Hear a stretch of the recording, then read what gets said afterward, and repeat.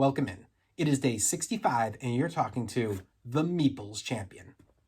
Yesterday we were going over a social deduction game called The Resistance. It made me think today, what could I do for another type of social game that is kind of the alternate to that game? Well, what came to mind for me was Dixit.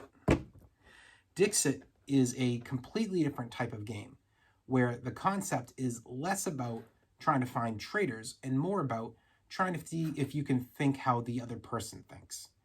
In this game, the idea is that one by one, each player is going to be the leader. You all get a deck of cards, and you're going to give a clue and pick a card. Now, the clues are up to you. Normally you go with a word and that's it, but you might have house rules that say we're going to allow a phrase or a sentence or multiple words.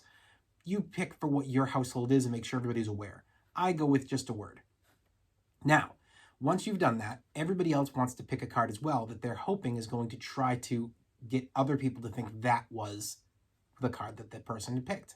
So maybe I pick something with a forest and I say tree. I don't want to say forest because if nobody else has a huge amount of trees, it may not work. But if somebody has a tree, maybe that's going to work. Or you might just want to say outside.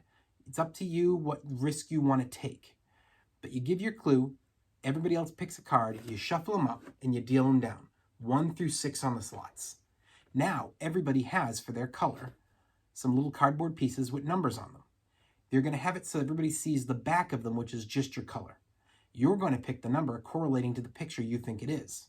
Now, you have an advantage, because you know here are 6 pictures, because there's 6 players, one of them's mine, so that's out. Which of the other 5 is it going to be? You pick the one you think it is.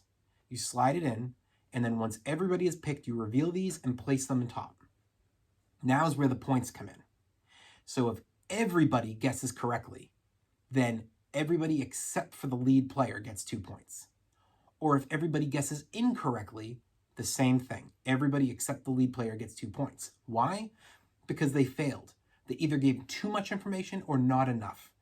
You don't want to do that. You need to find that middle point. If at least one player, but not all players, have found out which one it was, now's where it gets interesting. The person who had made the choice that round gets 3 points. Anybody who found him or her gets 3 points. And everybody else who was incorrectly guessed, they're going to end up getting a point for the picture it was voted for. So I may not have guessed you. There's 5 of us playing.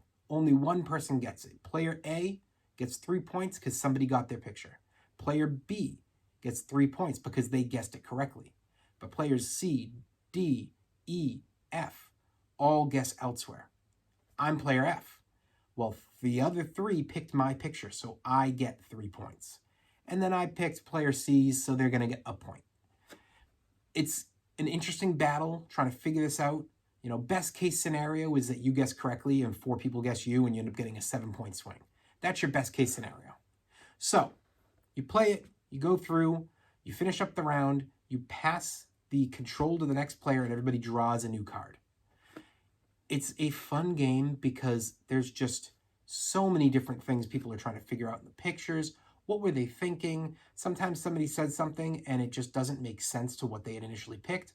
Or the players who are up next have nothing even close in their hand, and yet it still seems confusing because it turns out, well, the way you were thinking about the word that was used as a clue is totally different than the way I was thinking about the word used as a clue. And I saw something in your picture that you thought was nothing that worked for me. You never know. So let's jump into our categories. Category 1, art. Now, you'll see that in the picture I took, I had the 6 random pictures chosen for that.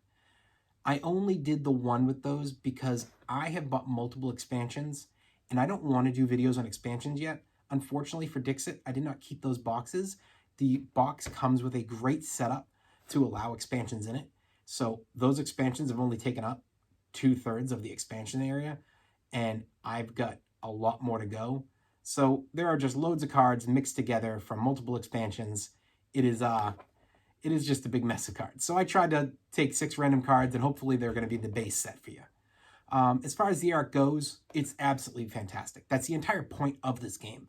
It is a box and a cards of selling you art. It's a thumbs up. And the components. Components are these big cards. Then you've got your small little cardboard pieces. And then you've got your wooden rabbit meeples. They're all good quality. They're all going to hold up. I see no issue with them. And the way the box is set up, it's really designed to protect these. It's a thumbs up. Your price. Now, this is a game that you can kind of look at it in multiple ways. The base game is about $30, maybe $35. It's a good price for the game. Now, you're only getting in this 40, 50 cards maybe. It's not a lot. The game is built on expansions because the replayability of this is going to get a little old when you've gone through the same cards repetitively. That's why I very quickly ended up buying multiple. But I have to judge this on a base game. And for the price you're paying, I do think it's acceptable. But it's right on the edge because you're not getting a lot in there. It really needs those additional expansions. So it's a thumbs up, but it's a shaky one. Difficulty, it is not difficult. Anybody can play this game. Experts, experienced, beginners, kids. This game's for everybody. I've played it with people of all different ages and experience levels. It's a thumbs up. Replayability. Jumping back into what I said before. Judge this on the game it is. I don't think without the expansions it's very replayable. I think it is initially. You're going to get it. You're going to play it a bunch. But you're going to start to get bored because you're seeing the same cards come up. So you're going to need to get those expansions. And if you're not getting expansions, is this very replayable? I think you play it a couple dozen times and then it'll run its course. It needs those expansions. It's a thumbs down for the replayability. I feel like maybe they should have invested a little bit more in the base and put double the cards because I think the expansions give plenty. But I think that the base game is a little limited and you need to get one of those expansions pretty quick. So that's just my opinion. Your keys to victory. This game is very straightforward about what it is. Your keys to victory are simple. You want to give a clue. You don't want to give too good of a clue, but you don't want to give one that's going to lose everybody. And as the person not giving the clues, you want to pick a card that's going to match up well with that clue. That's it. And the more that you can trick people, the better you do. You know, whether that be picking a good clue, picking a good card for your clue, picking a good card for the other person's clue, or understanding how to read people and having an idea as to you're looking at them, you're looking below, do I understand how you think? I think there are plenty of keys to victory for the type of game it is. Thumbs up. Unique. I don't think this is very unique.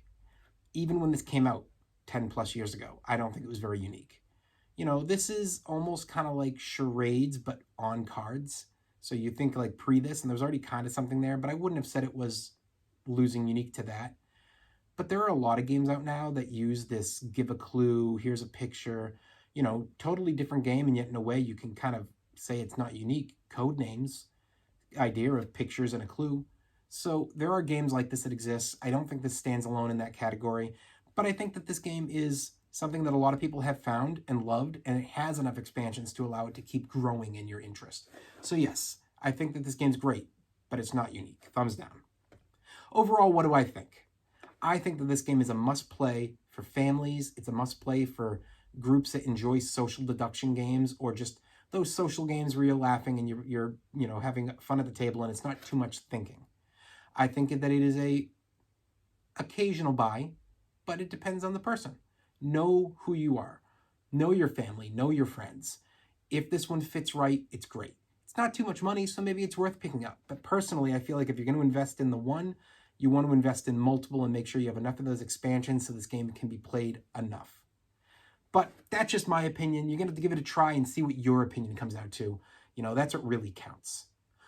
This has been day 65, and we've been talking about Dixit. You've been speaking with the Meeples champion.